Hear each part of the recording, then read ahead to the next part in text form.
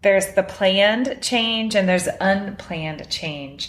Unplanned change, I feel like, is definitely the more difficult, but it's sometimes more work to have the plan change, because if you don't make plans for things to change in your life, you can get in this very comfortable place.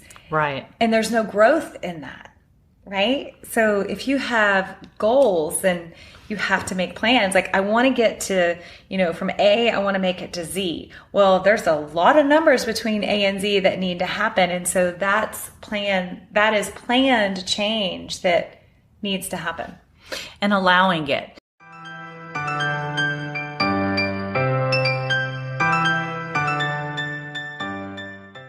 Welcome to EnVibe Live Conversations with Amy Parker and Cheryl Dunn. By tuning in, you are joining a community that will inspire you to increase balance, wellness, and joy in your life. We'll offer expert information and insightful conversations to help us on our journey to live more EnVibe. For more information and articles, remember to also check out our website at envibelife.com. That's EnVibelife.com.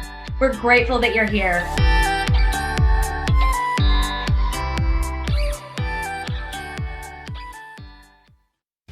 Hello, and welcome to the EnVibe Life Conversations podcast with Amy Parker and Cheryl Dunn.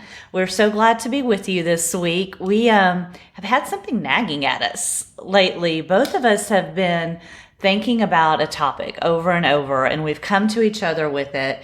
And so we decided we needed to just sort of stop and carve some time out this week and talk about it. And that topic is change. And I don't know, Cheryl, we kind of came at it from two different angles. Like, I've been doing a lot of inner work and introspection about manifestation and bringing things in my life that aren't here that I want, and how do I get there or do that.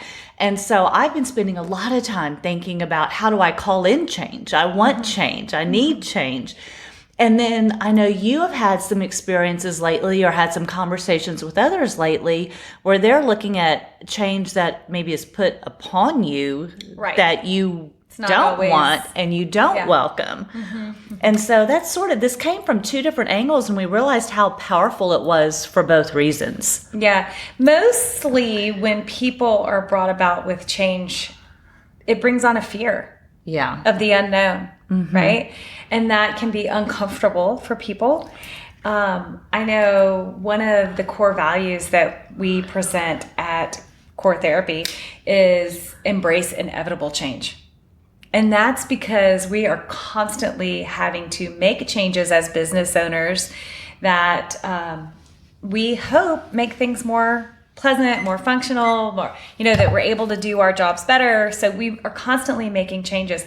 That's not always easy for the employees. It's not always easy for the business owner either. Right. So one thing we ask as a team is that you embrace the inevitable change that is always there. And it's interesting because if you think of it on a more simplistic or a broader scale, change is always happening. No moment is the same. We're always in constant motion. Right. I try to tell my children that, because, they have sometimes a hard transition at school. Maybe their classes are changing. And I'm like, that's life. It's always going to change. Something's always going to be there.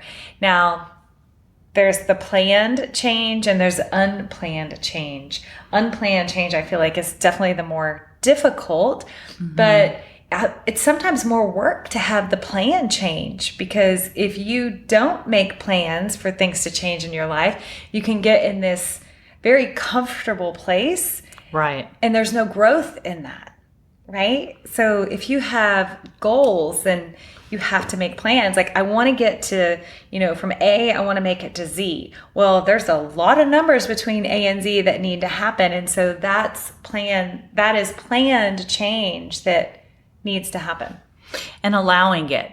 We did a recent podcast on the law of attraction, but on attraction and manifestation.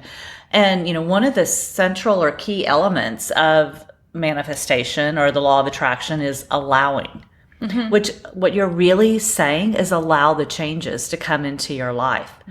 And that's it. I mean, when I've been thinking about this and preparing for today, I've been thinking about the fact that it's almost like we have a contradiction in lives. Like you said, change is scary for people. There's a fear out there. But at the same time, I think most people have things that they desire that they don't have, which is change. Correct. And so you're kind of living in a contradiction or a struggle where the energy you're putting out there on the one hand is desiring to bring something different into your lives, and on the other hand, resisting bringing something different into your life. I think that what will help somebody with that is their attitude on life, right? If you can stay positive and look for growth, then change might be easier. Right. Does that make sense? So the attitude about it does. life, I think change is inevitable and necessary. Not only do I think it's inevitable, I think it's divine. I think it's part of what we're put here for, because I feel that we're put into existence to learn, which means really to grow and expand. In order to grow and expand, you have got to change. So change is sort of a divine responsibility, I feel like, and it's certainly a component of getting to your best self, or even, moving the species forward, moving civilization forward. All of this requires change, and all of it can be really scary. And again, getting back to what you said about it can be planned change or unplanned change, or change you're trying to call in and change you really don't want in. I feel like even when it's that undesired change, correct. If what you're doing is meeting it with total animosity and resistance, then it's still the case that the energy you're putting out there is animosity and resistance, or a negative energy. And this is challenging. But if you could work on, getting that stillness, get in that place, instead of putting your focus on the thing that's happening that you wish weren't happening, put your focus on what you wish were happening, so that the energy you're in or the frequency you're emitting is a positive one and a growth one that can change the dynamic. So this is perfect with this sort of unplanned change. I heard somewhere that emotional pain, which has come from unplanned change, lasts 20 minutes. After that, it's kind of self-inflicted. I was in a talk once where they said that even physical pain is generally short-lived, and then this speaker's proposition was, he calls it holographic memory, that then what you're really dealing with is the memory of the original event, or even in an intense trauma like a car wreck. That one reason it becomes persistent or chronic is that people just have the memory of the painful event over and over and over. And he contends that if you can break the pattern of that memory, you can even help the physical pain. Your husband Stephen has said this before also, that he's found it useful. Definitely. He does a lot of cranial work that kind of helps with getting that memory that our fascia sometimes holds in our body. But when I heard that about the emotional pain holding for 20 minutes, I mean, we've all kind of experienced a death that was super painful. But also think about it. Sometimes if you just sit and relive it in your brain, you're sad again. We can choose to not that we're choosing to forget people or things, right? But you can choose to look for the growth that maybe happened through the experience, right? And I think that's what you're talking about, the next step. Or of it. even if, let's say, I'm in a job I don't like, and I want a new job.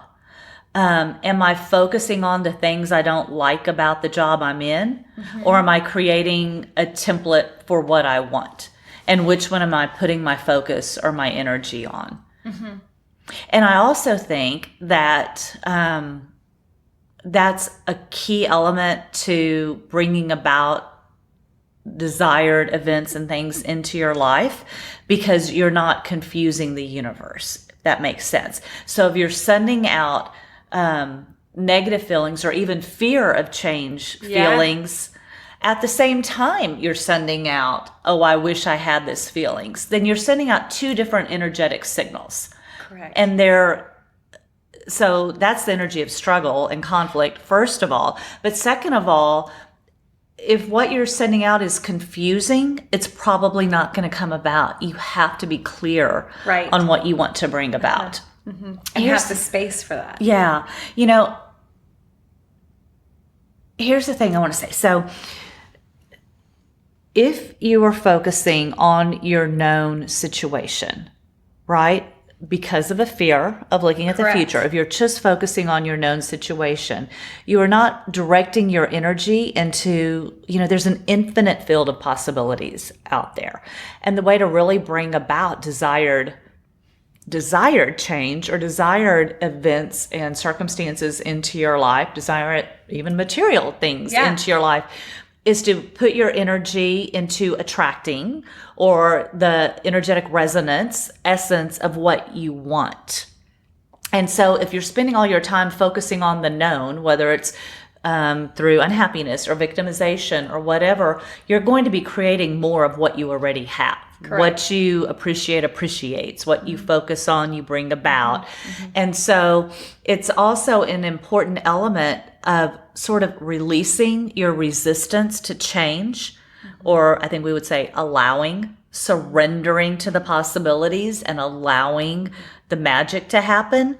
But you have to let go of that resistance in order for those good things to start happening. Hard. It's really hard. It's really hard. Once you kind of get it, I feel like there's a click or an aha, and you go, oh, okay. I mean, to me, it changed everything. But do you feel like you have to refocus on it? Like, back in the old thought, keep going. Yeah, for some things over and over, and for some things not as much. But like anything, it can be practiced. Yeah, I think that's hard. I think to wrap your head around, this is a mental exercise, not a physical exercise. Well, especially for someone like me who is a physical mover. But you want your body to feel what it would feel like to have those things you want. Yeah. Because then that's when you're getting your mind and your body in coherence or in sync. Yes, totally.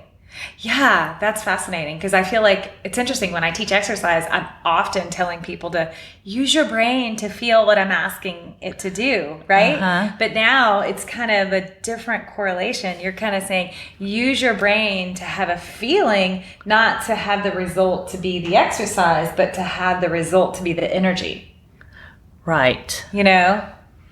That's it's different. It's not as easy for me to do that, and that is a work and exercise of use the brain to have the body feel it, to change my energy, which is something I can't see.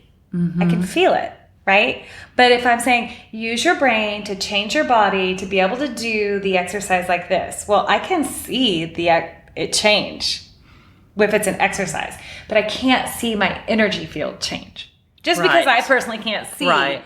I'm sure somebody out there has that gift. Right. But does that, I don't know, I'm just trying to put your words into my thoughts. Vernacular, how I would apply it. So I think that's awesome. And I think that's great. And that is work, It's our divine work, though. It is our divine work. Because, I really also believe that our divine purpose here is really creation, or to me the way that the human mixes with the divine is through the process of creation, when you bring about something new. But that's just it. Creation is bringing about something new. Creation is change at its core. So if you're resisting change from coming into your life, I feel like it can, for me, you're not growing. You're not growing. You're not creating. For me, I was unfulfilled when I wasn't allowing change and creativity. And creativity can be in whatever form it takes for you. It can be in a new business product. It can be in a different path that you run. I don't know. It can be in anything. It doesn't have to be, some book you wrote or a website you developed. It can be a lot of different things. It could be for some people. So maybe they want to change their physical health. Right? So that takes that exercise you're talking about, right? Because I think a lot of our health choices that we make for our bodies are based on emotional feelings, right? And that is that that feeling, that emotional feeling from the thoughts in the brain. And so if you want to make positive changes in your health, then maybe those changes need to be in your brain about your health. I really recommend anyone check out, listen to, find some podcasts or interviews with Dr. Joe Dispenza on this. I mean, he was told he couldn't walk at some point, and through some deep meditations over a long period of time, he changed his body. Oh, it's fascinating. With his mind and spirit. It is fascinating. And he has some meditations out there who help you do this.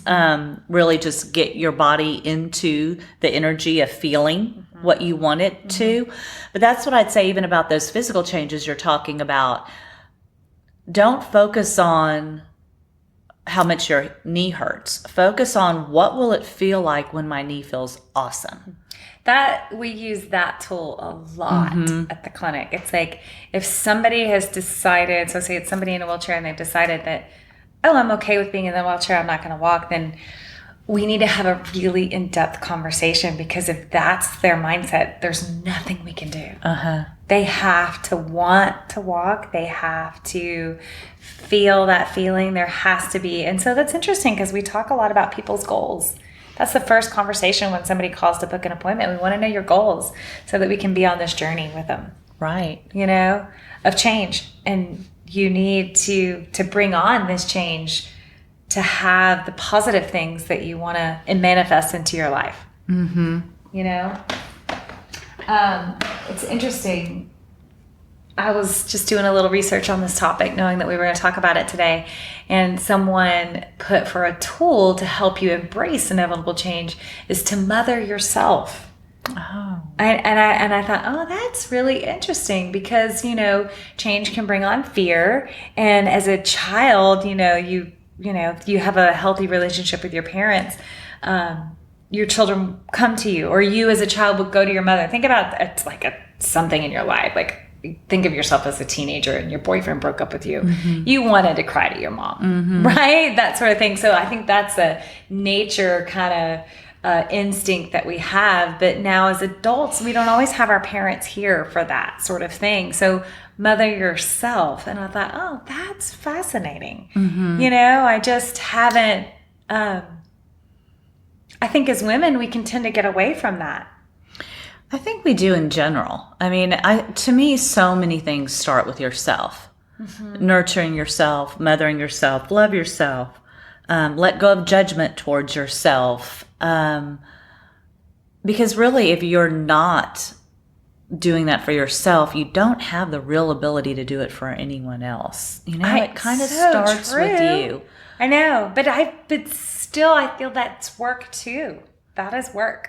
I know that. It's not just work. It's a shift of mindset, which without having guilt over it, And remind yourself, maybe use whatever works for you too, a daily affirmation or a mantra and meditation, or, I put little note cards all over the place with things I want to remind myself over and over. Like, it's okay to nurture myself. I will allow myself to mother myself. Another thing you can do is show gratitude for the change. Oh, true. Dear God, thank you for the change. That's one. I think I have a note card that says that above my desk right now. Dear God, thank you for the change. Again, because the change is the growth. The change is the creation. And, there are a lot of even actual goals I have. Personal goals, business goals, family goals. Every one of those goals involves change. This is where a vision board comes from too. You want to be thinking about the things you're moving towards. Be forward looking.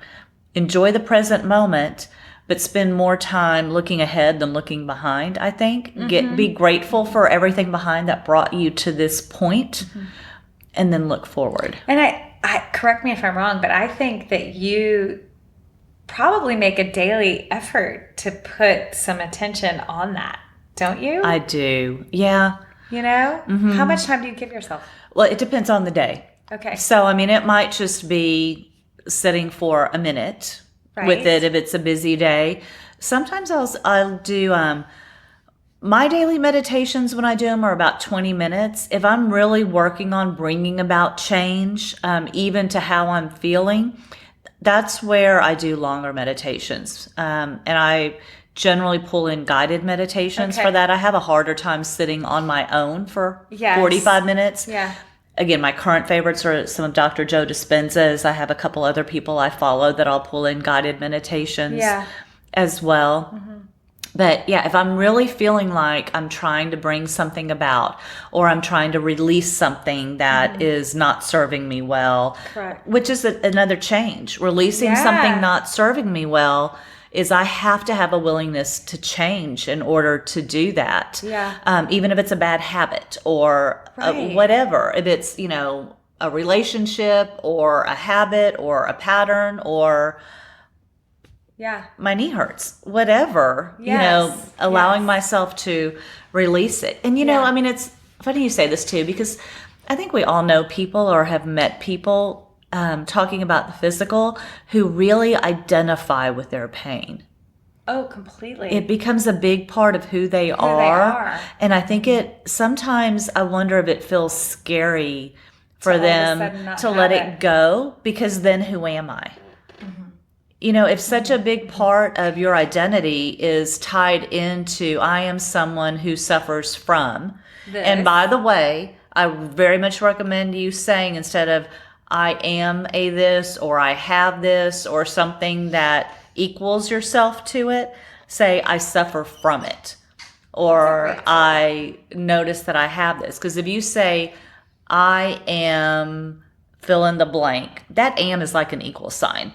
Oh, I love that. So you are identifying with that which you wish you didn't have, or you say you wish you didn't have. Does that make sense a little bit? Completely. So, instead of saying, I have a lung condition, right? Yeah. I am someone who has had complications with my lungs in the past is more how I'd phrase that. Yes. Or I am someone who sometimes suffers from back pain, or in the past was diagnosed with scoliosis instead of I am someone with scoliosis. It's subtle, but it's what you're sending to your subconscious, and it is about your identity.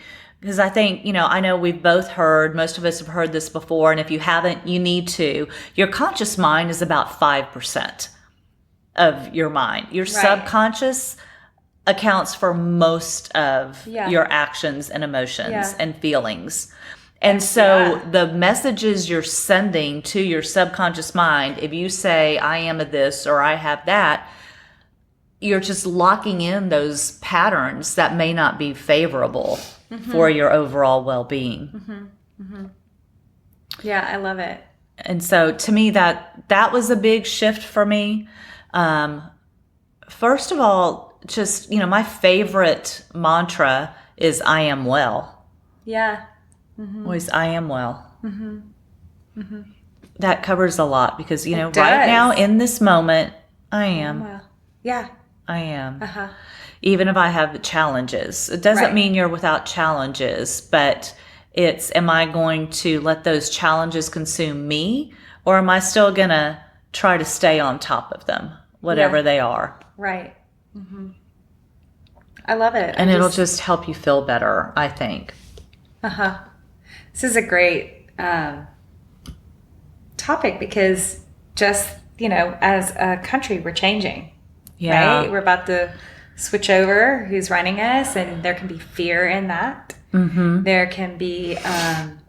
There's fear in the uncertainty. There's fear in the uncertainty. Well, first of all, with the current, change in leadership at the top of our country, but even we know there are social and business changes coming about because of COVID, and we don't know what they are. We don't know. So now we have inevitable change that's uncertain. It's like a double whammy. It's a double whammy. Yeah.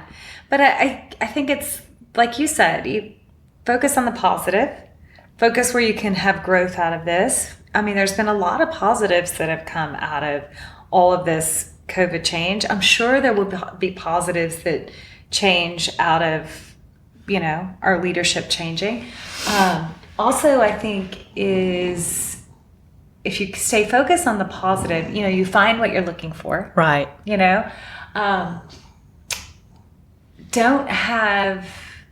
I feel like sometimes when we stay say we're looking for the good and, this change is going to be great, we set these expectations that are really unrealistic. Does that make sense? So I think where I'm going with that is more of the allowing change versus this is what's going to be, when it comes to things we don't have control over. I don't know. Yeah. Fits into this topic. And even when it's something you desire, allow room for change within those desires. And a good habit to get into, even when you're trying to bring something new about and you think this would be the greatest thing that ever happened to me, that new job situation. Correct. I want a new job and I want it to be X and Y and Z. And that is exactly what I want. And it would be my dream of dreams and the best thing that could ever happen to me. Trust that perhaps God knows better for you than you know for yourself, or has even bigger plans. So I, use a most benevolent outcome prayer, and you can look that up, the most benevolent outcome prayer, but essentially say, or ask God, when you're getting into that energy of what you desire, that or something even better for me. To bring about something that would be the most benevolent for me and those I love. And then, you have to let go of control a little bit. Because you have to trust that there's a power greater than you. Yes. Yeah. That's tough too. It's very tough. It's very tough. And faith is hard sometimes, but you have to trust, and that's where you go and listen to the knowing, and then you look for the little signs along the way to help guide you along the path, and which way should I turn or not turn.